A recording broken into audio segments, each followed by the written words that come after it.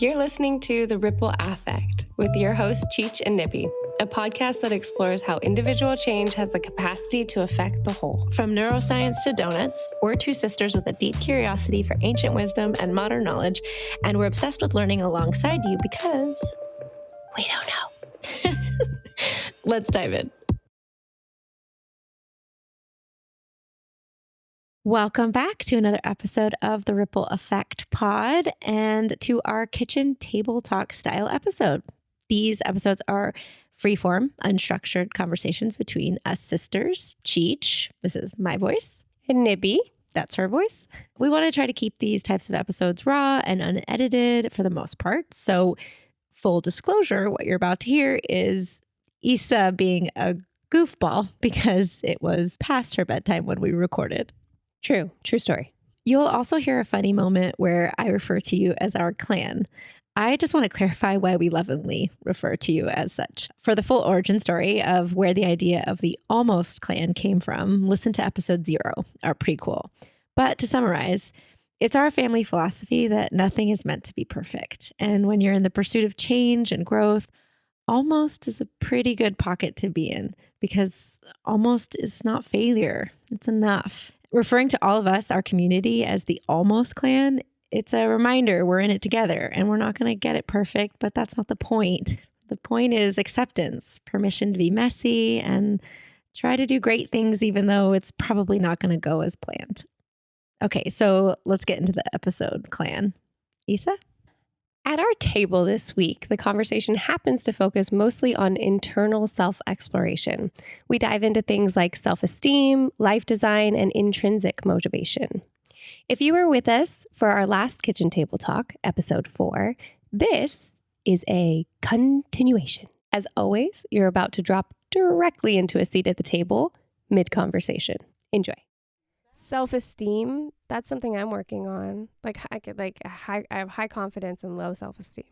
I realized this actually after performing.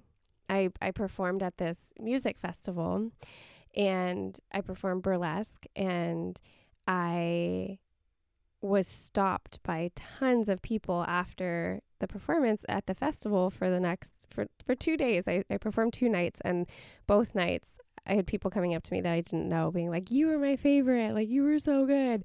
And I realized, I would graciously take the compliments, but I realized I was my internal dialogue was like that's not true. They're just being nice. Like that.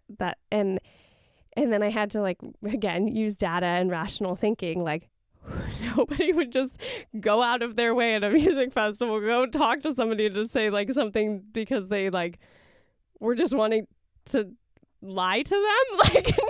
No one's that codependent. That's not, what, that doesn't make sense, Isa. So I realized this was such a great example because I'm confident enough to get on stage and perform and do well. I definitely know I'm a good dancer. I know I'm a good performer. And then to not be able to internally have the self-esteem to know when it comes from somebody else that's truth.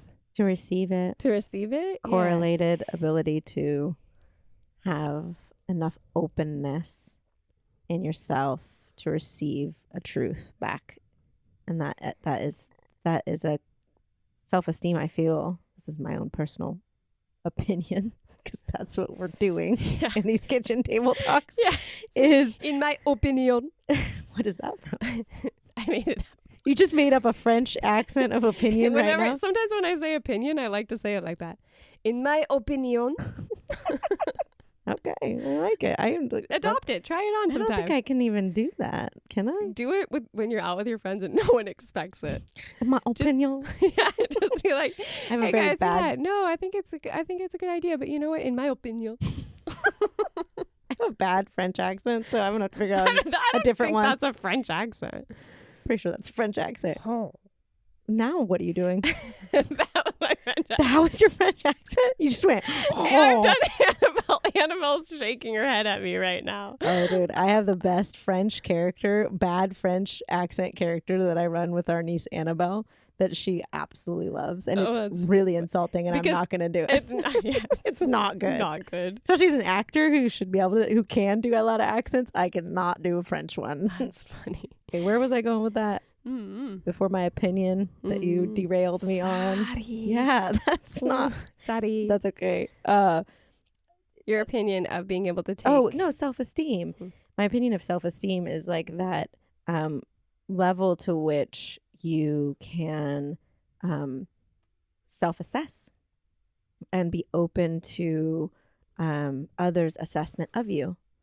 And my point was that self-esteem affects that self-assessment. Mm-hmm. Because if you don't have that ability to go above a 6, you're always a 5, you're always a 4. Status, where are you in the world? I learned this from an acting class. Like, where are you in the world? What's your status? Everyone's doing it all the time. I compare myself to you, compare myself to the world, and it's an internal thing that happens. Like, oh, I'm this level of smart. I'm a 6 in money. I'm a 4 in education. We do this not like exactly like this, but it happens kind of almost as a background, running in the background. And in acting, you do this so that you can learn how to raise your status and lower your status based on different characters you're playing, because you can't bring your status of life into, if I'm not a CEO and I want to play a CEO, like a CEO has a different level of status in their life based on a lot of factors that person. And it's interesting to play it's funny in comedy. You'll have a low status person, like a person who has low status in life, like they don't make a lot of money, or they're a secretary, or they're, like the busboy, but have very high status as a character. So, and that's funny because the busboy will talk down to somebody, and you're like, oh, why is that funny? Because he's not supposed to have the status and the self-esteem that he has to be in this position. We in life, in our society, put everybody in their place, right? Mm-hmm. And so when I started to self-assess in this way, and life design was something that definitely touches on self-esteem and how to grow it, but it's like that. How do I measure up? And if I cap myself at a 5 in any area, anything that comes in over that, I'm not going to be able to register. I'm not going to be able to take. I'm not going to be able to receive. I'm not going to be able to know what to do with that data, because it's outside of my registry of what I've already claimed as an identity. This is where I am in the world. And that being able to dial it up doesn't mean ego as much as it means compassion, I think. Because if you have that compassion for yourself, there's an ability to have the possibility of it being able to be moved.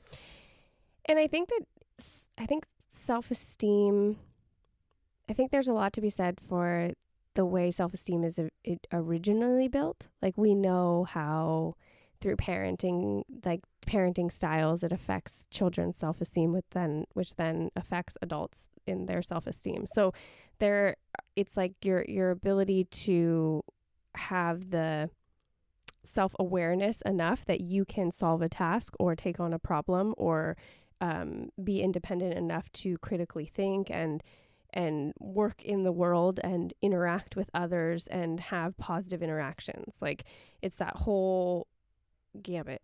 And that's why they say, like, you don't want to tell, correct me if I'm wrong, but it's like you don't want to tell a child,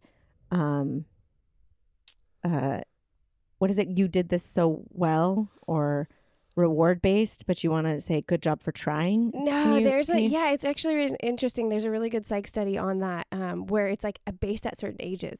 When like encouragement, when they're young, encouraging based off of their effort is really effective. But once you get to middle age, what age is that? Like middle school. Okay. Middle school age, it starts to change because kids associate effort. If you compliment them on their effort, they automatically think it's because their skill set is low.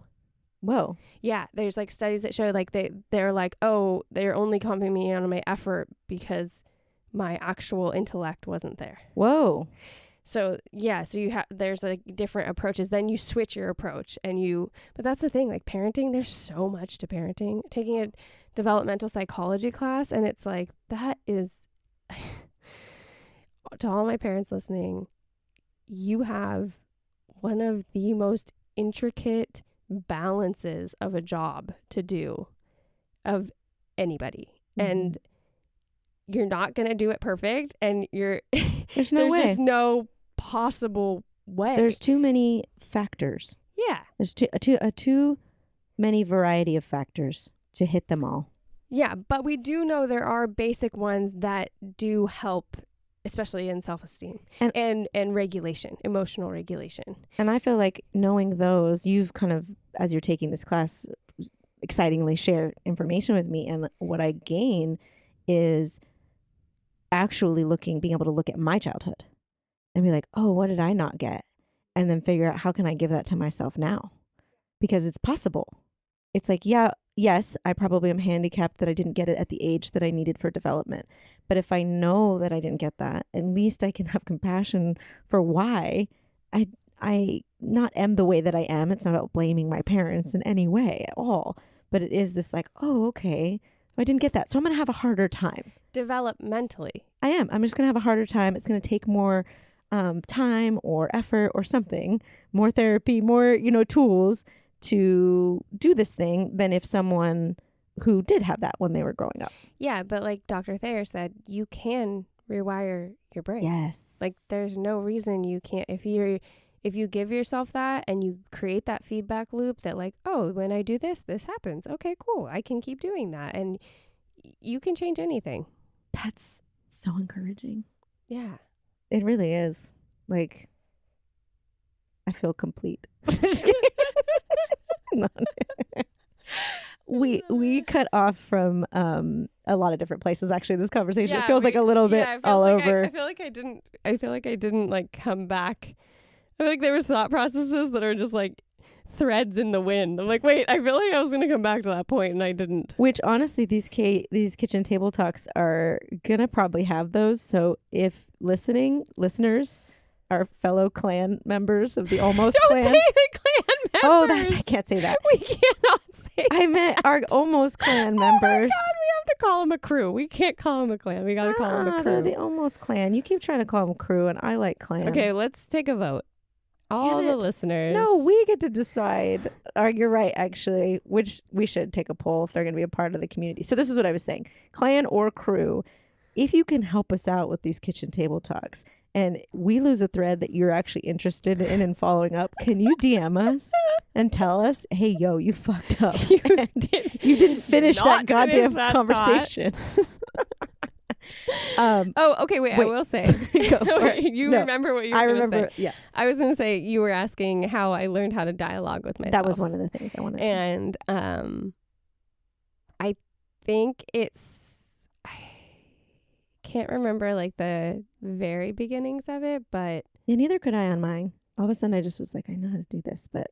Yeah, I mean, I think it was after doing like inner child work. And where did you learn with that? Uncle Bruce. Oh, so more recently. Yeah. Well, it was probably like 5 or 6 years ago. Oh, yeah, because you started working with him before we took that class in 2020. Yeah, I worked with him for quite a while before that. Maybe even and because 7 years ago. They don't know who Uncle Bruce is. He is in an episode. Oh, no. They would have just listened to the episode of Uncle Bruce when this is going to come out. Yeah, okay, perfect. Yeah. So it was with Uncle Bruce, and we did an inner child rescue session where it was such a beautiful experience. So it was a combination of some somatic healing, polarity therapy, and an inner child rescue. I don't know what I was working with him quite a bit at the time, so it was like I can't recall exactly what that specific session was, but in the inner child rescue is when I really got in touch with the inner child in me, and then I naturally, after connecting with that part of myself, realized, oh, there was a lot that she didn't get that she needed when she was a kid.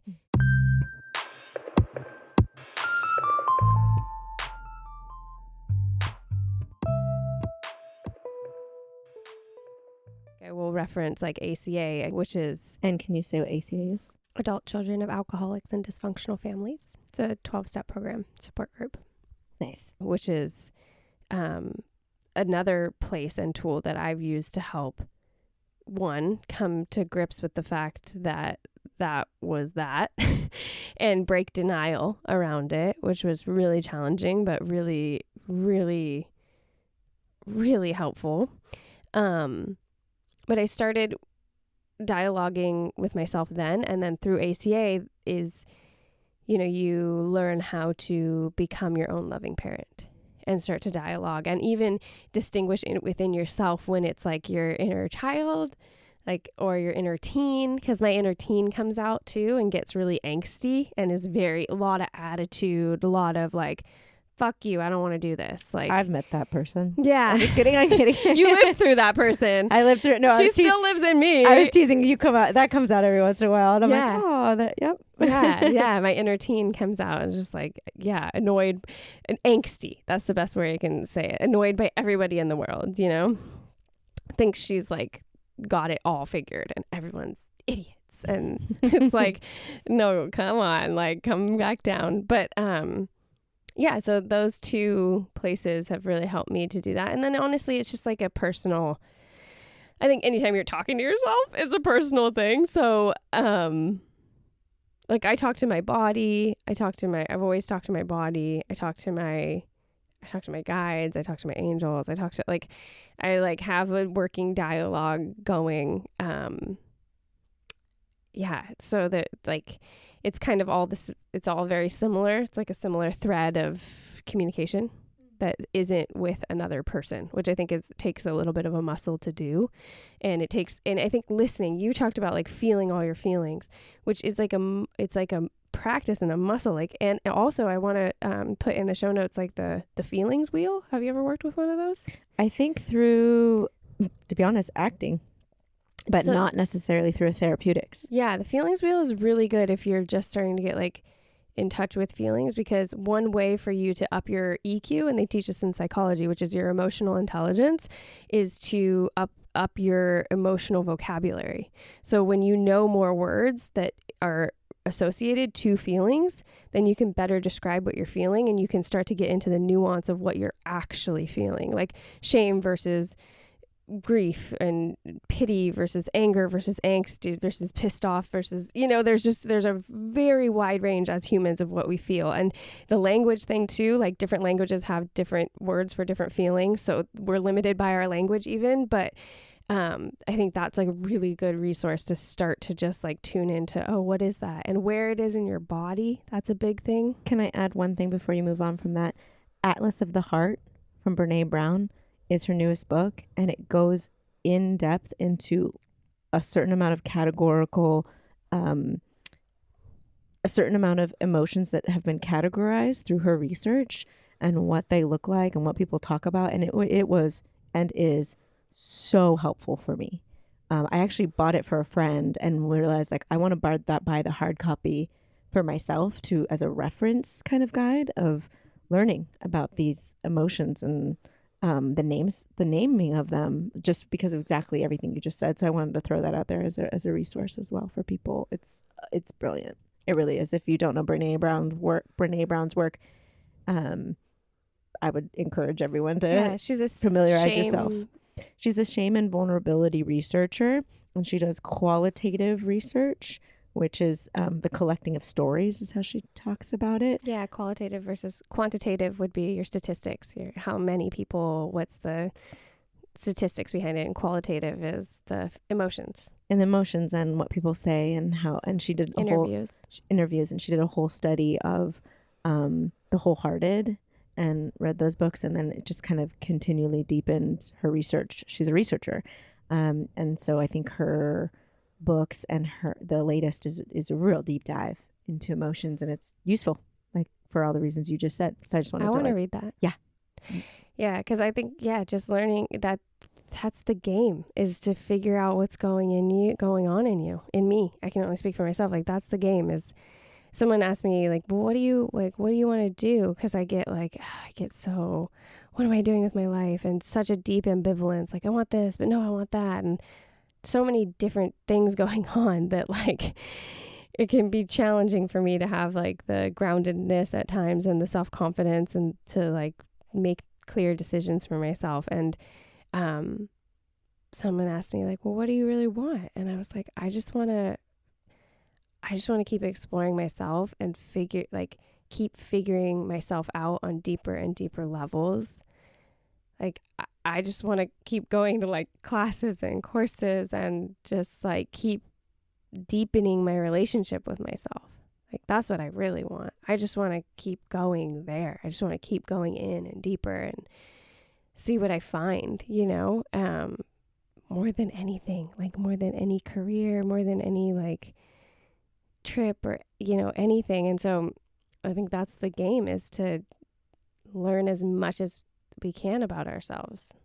Yeah. And as you were talking, I kind of had this thought of how it can sound selfish, or it can be deemed like selfish or self-indulgent, or different things in kind of in another time. I might have looked at that and been like, oh, that's not like worthy of exploration, self.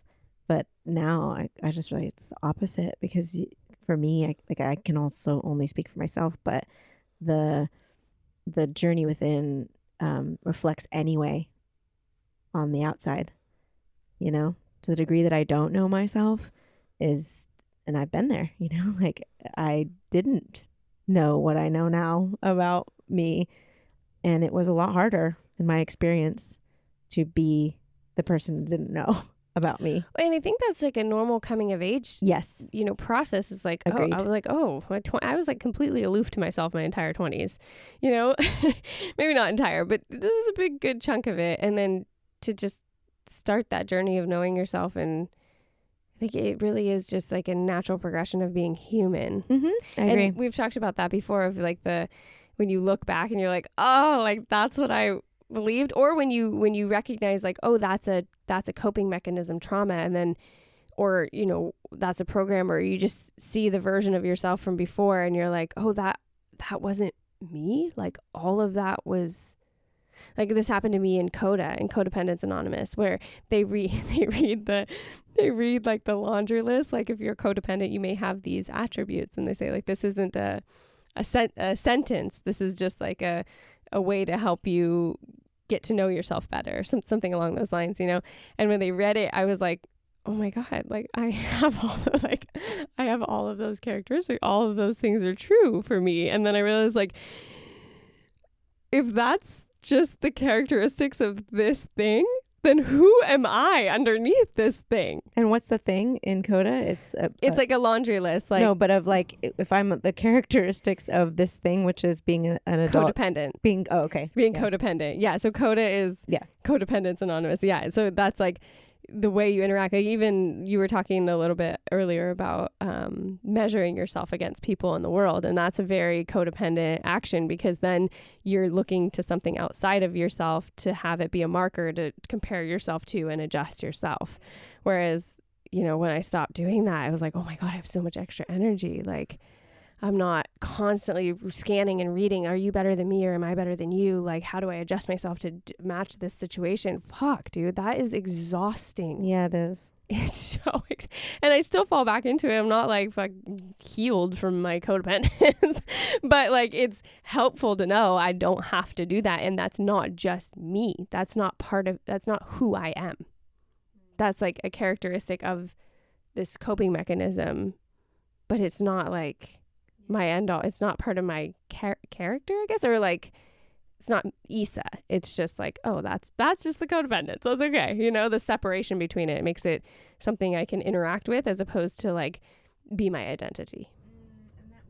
Yes, so well said, because identity shifts are change, synonymous with change, and a huge way to change is to shift. Cut your hair, change your life. and I am also a beautician, so I like that's legitimately true. Oh yeah, people change their image and it changes them. And that's so crazy you say that, because in life design, one of the things after the self-esteem module, there's image. Like in the self-esteem module, there's image. Like, how do I see myself? How do others see me? There's so much to that. Can you say a little bit about life design? Because you've mentioned it a few different times, but we haven't, if someone was listening and they didn't know what that was. Right. I thought I mentioned it in maybe like the prequel, but not everybody's going to listen. Yeah, not everyone's going to listen. The life design was designed, Life design was a class taught by 2 Stanford professors that they would teach the incoming freshmen to allow them to see their career paths and their time at Stanford not as something to go like the one path of like, this is how it has to be, to open themselves up of how to go about looking at life from a design perspective. So you're prototyping and running experiments to see what the best thing for you is. And there's also a huge module in it of how to get jobs from the perspective of having curiosity conversations instead of applying for things. I read that book long before I had heard of, like, probably, I don't know, 10 years ago. Yeah, it's been around for a while. Yeah. And I think I gifted it to Connor at the time. And Connor's our nephew, Connor. And then I read it and I started there's like an online coursework you can do with them now, or then started doing that. And then years later, Chiara started teaching life design with her friend, and they were doing what they were teaching, which was doing a prototype and doing a beta of what this would be like to run people through this course. And I volunteered to be one of the people in the course, and it was a wonderful experience. It was so helpful to get into the designer's mind about life things, because I think for me, I constrict around the binaries of things of like, okay, it's either going to be like this or it's going to be like this, and I have to figure it out, and I got to get it right, and I got to figure out where am I going, what am I doing, I need to get a job, I need to do this, I need to do like just spins out, and to be in a creative space but looking at different options that you have for yourself was so much more playful and freeing and exploratory and fun. Yeah, and that's kind of the aim, is to let yourself think like a designer. And I really took to that work because I am a designer. Like, I went to school at least to be a designer, and I interior design, and I practiced interior design, designing homes when I first was out of college, and I still do it as like a hobby, helping friends, with their not decorating. I'm not a great decorator, but I am a good designer, because you learn the skills of how to look at the world through problem solving. And I think I said this in the second trailer too. It's like we put out a second trailer kind of talking a little bit about who we are. About broccoli. It was all about broccoli. It was not about broccoli. Isa has she's really stoked because she has this Dana Carvey impersonation that she does of chopping broccoli, and people laugh. No, it was not people. It was Amber, my cousin Amber. She said she laughed out loud at a red light, and I just mic dropped. I'm like, I can go on with my life. I did it. I made Hambone laugh at a red light. It's a good feeling if you could make Amber laugh. I agree. And so broccoli, yeah, that's what that whole second trailer's about, people. No, get your greens. But yeah, I talked about it there. But just to say briefly, I think that it affected the way that I look at the world through like, problem solving like is what you do when you're faced with challenges, and there is a collaborative effort in it, in terms of like, I can't solve all the problems by myself. One, I get to work with others to solve these problems because it works better when you do. And the idea of a design isn't finished. It needs to be prototyped. Like, you put a design together and then you run it through a bunch of minds, or you let people test it, or that's like product design and interior design. It's like you literally create models so you can walk yourself through the space, little mini models, to see like, does this work? Is there enough space that a wheelchair could come in and move this around? And you're very hands-on with things. And to look at life like that I just took to that way of doing things because it made sense to me, and it freed me up as well to think like, oh, there's not one life I have in here. There's a lot of lives that I have in here. What's the one that's going to make me the most satisfied? And then it's going to change, and I get to do this again when I'm not as satisfied in that thing that I choose to go and do. And the way to start that process is to self-assess, because before doing life design, I didn't have, a metric of what brought me satisfaction. I didn't know that eating chocolate and staying in bed late and playing with my puppy, or exercising through sport instead of through discipline, was something that and I didn't know that those were what naturally brought me energy. I didn't know that convenience was something that I highly valued. So I will spend money on convenience because it will bring me like so much more energy and joy. I didn't know that about myself. And when I started to build or design a life, I had to know who I was designing it for. So I had to know myself. So it circles back to like that journey within, so that you can go and play without, like, on the outside and externally. And I think those are, that's my gain from that. I think this is a good time for, oh wait, What? at the beginning of this episode, At the beginning of this episode. you talked about choice. Choice.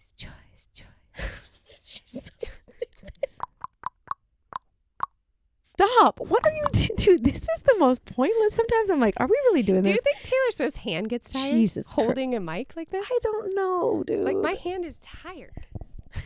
I'm holding this You mic. need to shape up. She's got to have, like, do you think she has one of those, like, exercise squeezy hand things? I don't know.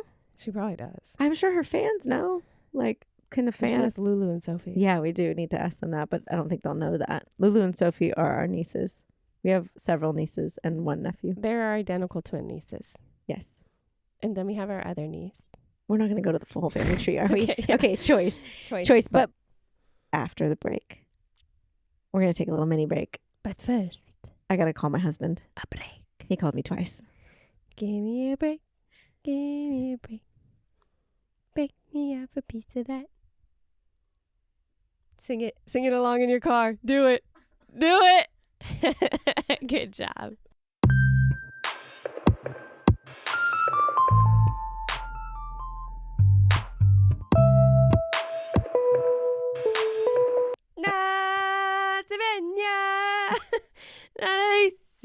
You're going to freak people out coming off a break. No, cut that, Chiara. Cut that. No, please cut it. I feel embarrassed. You shouldn't say it. It's recorded. No, cut it. No. You need to cut it. Oh, God. Okay. Thanks for listening to that space, or where our sponsors are going to go. And we're back. We were just talking about choice in terms of prototyping. And I just wanted to say a little bit more about that life design thing, and that the basis of it is that you can look at your life and you can line up some things that you feel you're trying to make a decision about, or you think might work for you. And instead of just trying to think your way into those or understand from a place of cognitive only, it encourages you to be in action by prototyping some of those things out. You want to write a book? Talk to someone who's written a book and ask them about what that could be like.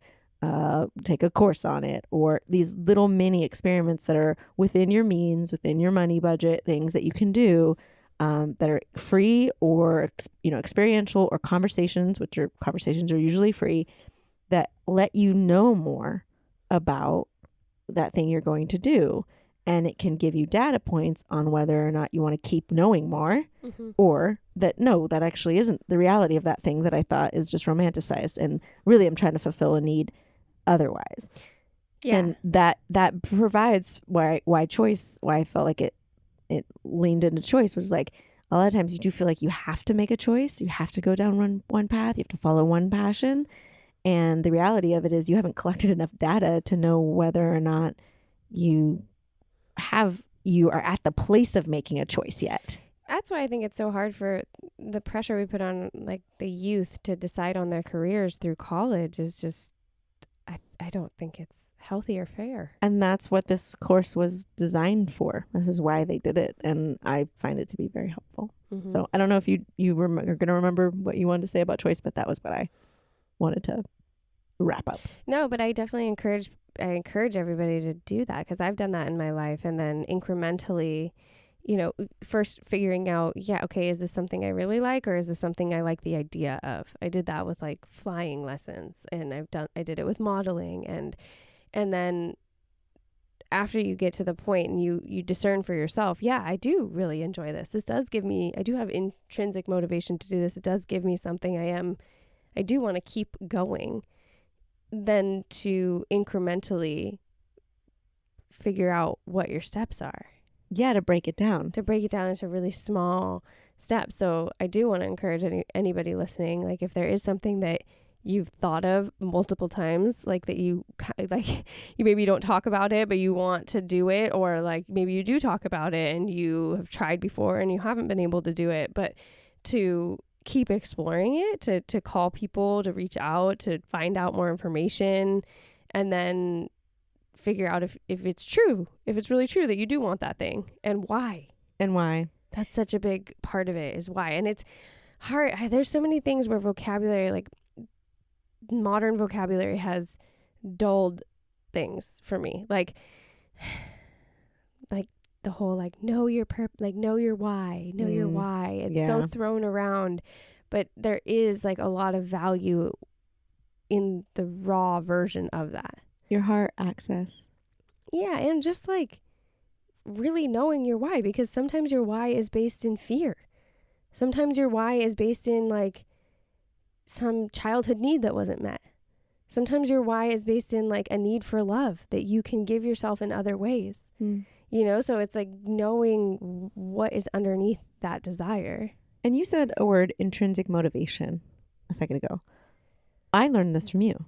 And you were taking, I don't remember what class, but you shared about this. Human motivation. And it blew me away. So I don't know. It's late. I just want to recognize this. It is Isabel's witching hour, if you haven't already noticed. So I don't want to like put you on the spot, and we can come back to it in a tactical, but just briefly, like you threw that out there, and I think it was a fascinating kind of topic. Yeah. So intrinsic versus extrinsic motivation. Extrinsic motivation is like getting a good grade on a test. You know, there's something outside yourself that motivates you to go towards that thing. The most classic are either positive or negative reinforcement.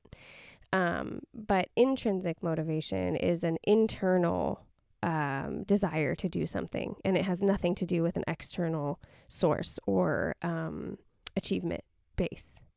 You know, intrinsically motivated to, I don't know, engage. Everybody's so different. Engage with your houseplants, or do your hobby, or, you know, whatever it is.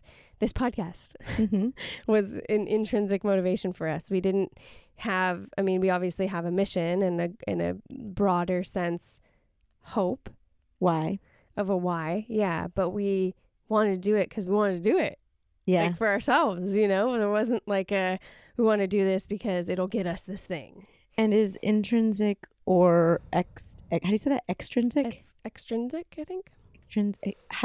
Is one better than the other? Have they proven that like there's like do you need both in your life, or is one more powerful? No, I don't know that one is better than the other. I think they both serve different purposes. And I don't know that you necessarily need both in your life, but most likely you already have both, whether you're registering them or not. And I think both can be healthy in balance.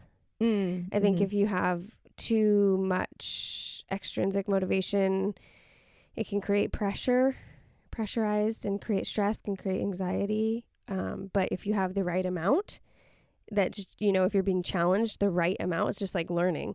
Like when you're learning something that's above, what is it? Oh God. There's a threshold, right? Yeah, there's a threshold. There's a specific word for it, a phrase for it that this one psychologist coined, and I can't think of it right now, but there's like a window in which you learn things when they're just above your current base of knowledge, and that's how you really grow and learn. So if I were to, you know, if you're learning a new language and I tell you, okay, now here's your base of your knowledge, and I tell you a few more words to add on to it to make a sentence that makes sense, and you already know 3 of the words that are in the sentence, and I'm just adding 2 more, 1 more, you grab it and you learn it and you can associate it.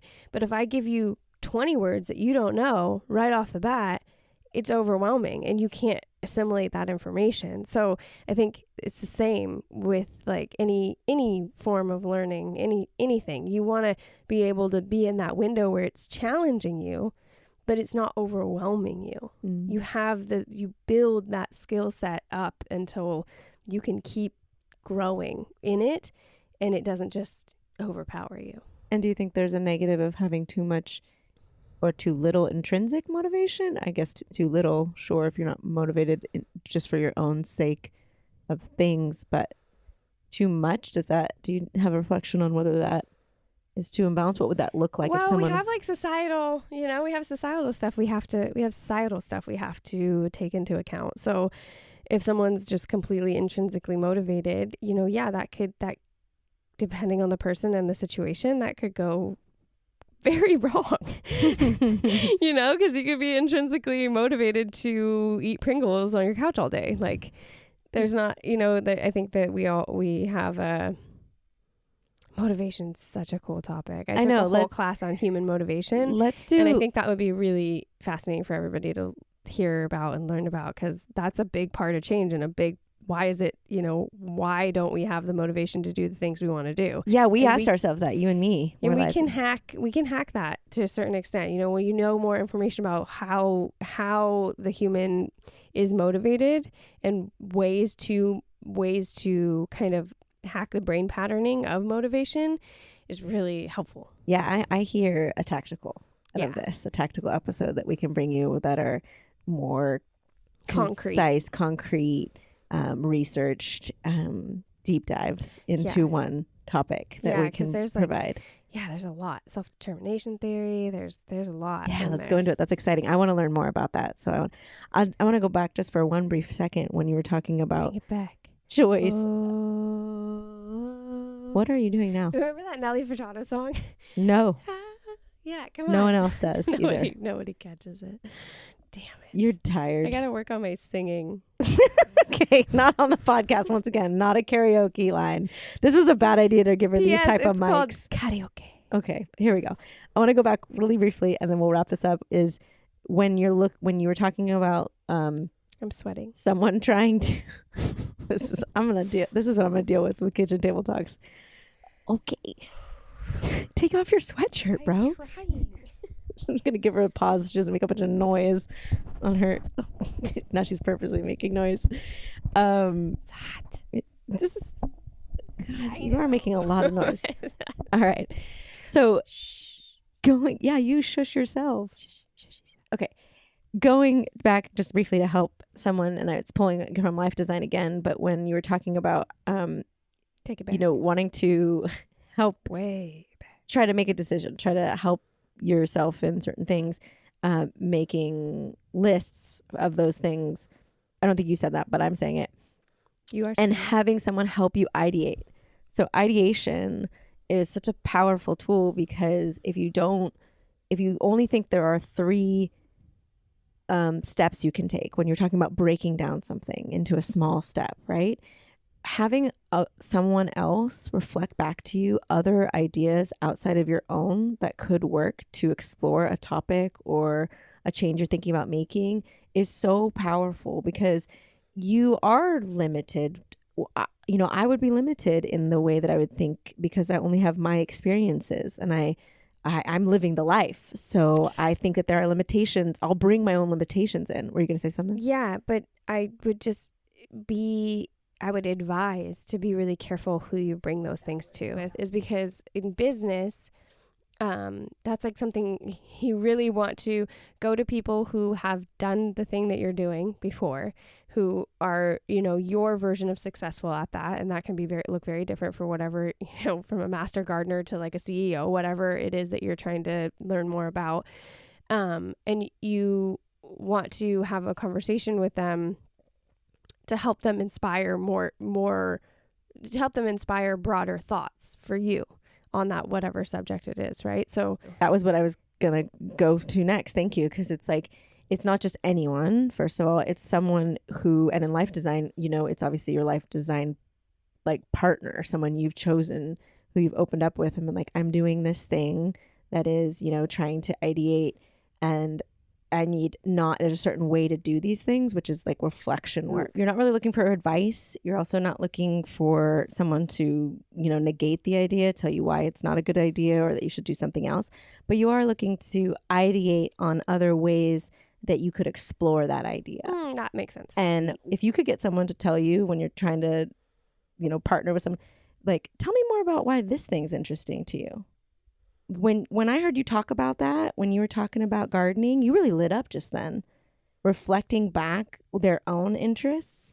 Like when you talked about this, you sounded really like not so interested. You sounded just being able to have someone reflect back to you what it is that your lighting up is. So when you said that, sorry, I took that wrong. I think there might need to be a little clarification. So to have somebody else observe you talking about the thing you're designing, you're prototyping out, and just we pay attention and look for what you see in me where I actually get genuinely excited about that, and help me like decipher which ones I really have more energy around, and to talk more about those things. So it's like, oh yeah, you really lit up, and the partner can ask you like, what more interests you about gardening? What more interests you about bringing this into your life? And you can start to you'll open up more. Which goes back to like knowing yourself better, because sometimes it does take prompting from, and that's therapy too. It takes prompting from somebody outside of yourself, good friends,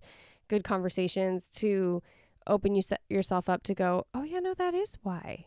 Yeah. Have you ever been in a conversation where you're articulating something and you realize like at the same time you're like, I've never thought of it that way before, but that is how I feel about it. That happens to me a lot, and I've realized it's verbal processing.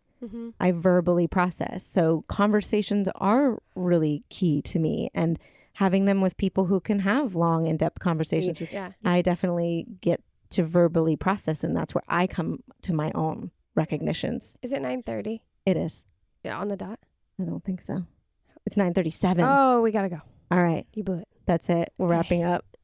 I have to call my husband. Yeah, she said she would call him at 9:30. She's late for a very important date. Okay, till next week. Love you, crew. Take care. Okay. I think we did it. Listen, I don't know what we did, but we did it. Look, unattainable ideals are overrated. We're way more connected and deserving than society's false sense of separation dictates us to be. You're not just one person. You're enough. Your effort is enough, and change is possible. Question the standard that says otherwise, because what if almost is good enough? Just by tuning in, you're a part of our clan. Not in a culty way, though. We don't know how far this ripple can go, but we're going to keep showing up. And we'll never get to perfection, but we're all going to be okay if we let the process be the solution and we see the value in the attempt. Thanks for listening to another episode of The Ripple Affect. We're looking forward to exploring a different facet of change with you next Tuesday. Same time, same place, next week. For show notes and additional resources, check out our website at rippleeffectpod.com. That's affect with an A. Chiara has worked diligently to make our website interactive. Please visit it so it wasn't all for nothing. In all seriousness, though, there's a ton of resources there. DM us directly at Ripple Effect Pod on Instagram and let us know what you liked about our show or any of your own ideas. We're really excited to hear from you. We value your feedback because it helps us make the pod better, and it's our way of including you in our process. Okay, so ratings aren't the point of why we do this. We really want to make a change in the world. But in the Matrix, there are algorithms. So yeah, every single review we get helps the ripple go farther. To help us out, please take 2 seconds, find the ratings and review section on whatever platform you're listening from, click 5 stars, wink wink, and leave a review. We know you're busy, so just saying hello or literally hi as the review helps us hack the Matrix. We sincerely appreciate it. If you want to become officially initiated into our clan, again, not in a culty way, hit the subscribe button wherever you get your podcast. And as always, we're in it with you. Keep questioning. Stay curious. You got this, clan. A special thank you, love, and credit to the magnificent Mia Casasanta for this beautiful music you're listening to right now.